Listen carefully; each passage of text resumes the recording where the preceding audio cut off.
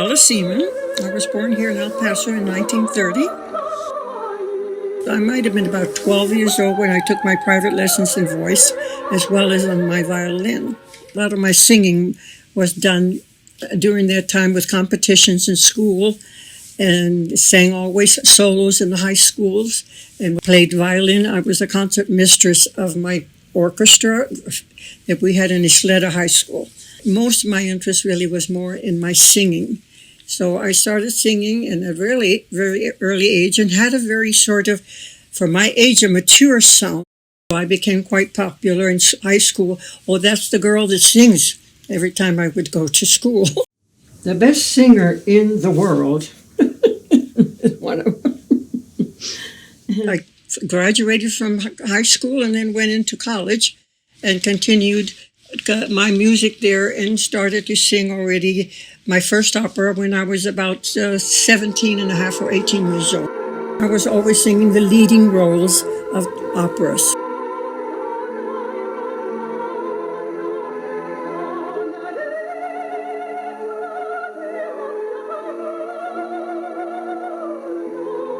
And then I decided later on to go to Europe to get more training and to do some auditioning there. We took 2 years to go so that I could study with a very famous Italian, Tino Patiet, a lesson every day except Sundays with him. If he would travel, I would go with him, and my husband as well. And I did have a little boy that turned 2.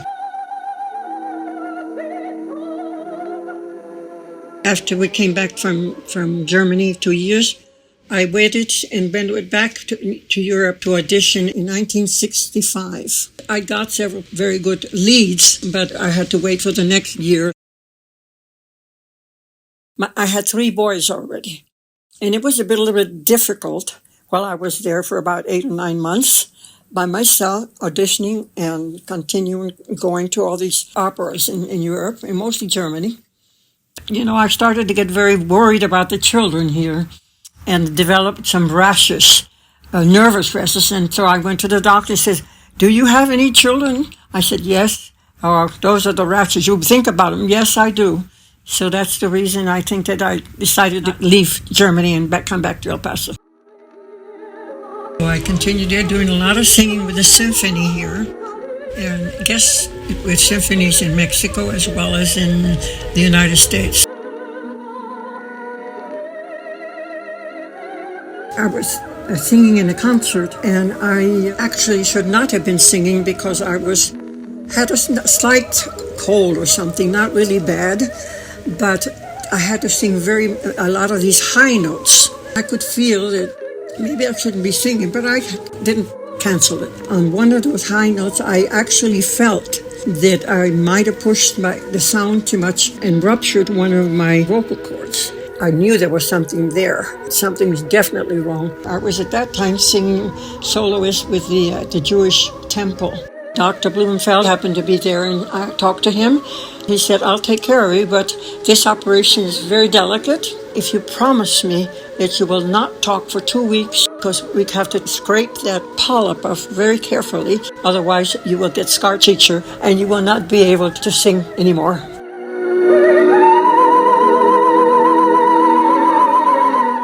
It was very difficult for me to have to be quiet for 2 weeks, but I managed. Since then, I never had any problems anymore. That's what I wanted to sing for the rest of my life, which I have been doing. I'm already 90 years old, and I can still sing.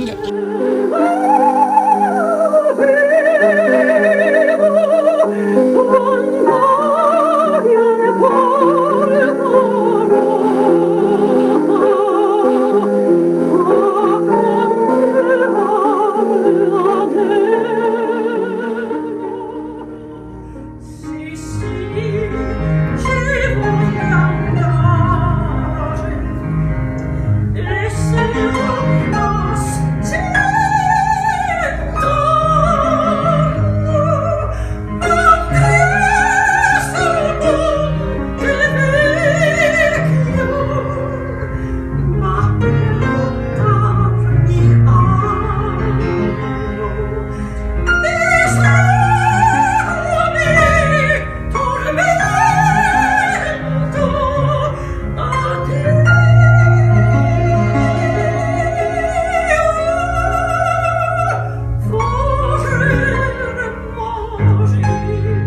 most teachers at my age do not teach anymore.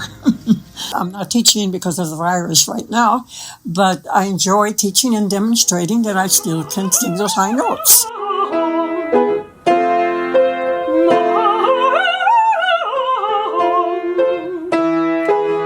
I was teaching before I went to Europe. I have few students there. Coming back from Europe, I continue my teaching back in El Paso. And we had El Paso School of Music.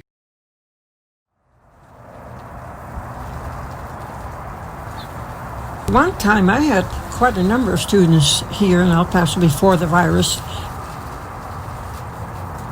Things have gone down, of course, and many of them are still not coming until after the virus gets better. I miss doing it right now since March this year that I don't teach anymore, and I have to just wait and see if they want to come back or just forget it and just do my own thing and vocalize on my own. Learning how to play an instrument or even singing, whatever it is, to me it's very spiritual. Studying music, no matter if you're going to become a great pianist or anything like that, or violinist or singer, should be part of the education of every child. I would not be happy without music. Which most wonderful thing that happened to me that I have a career as a singer.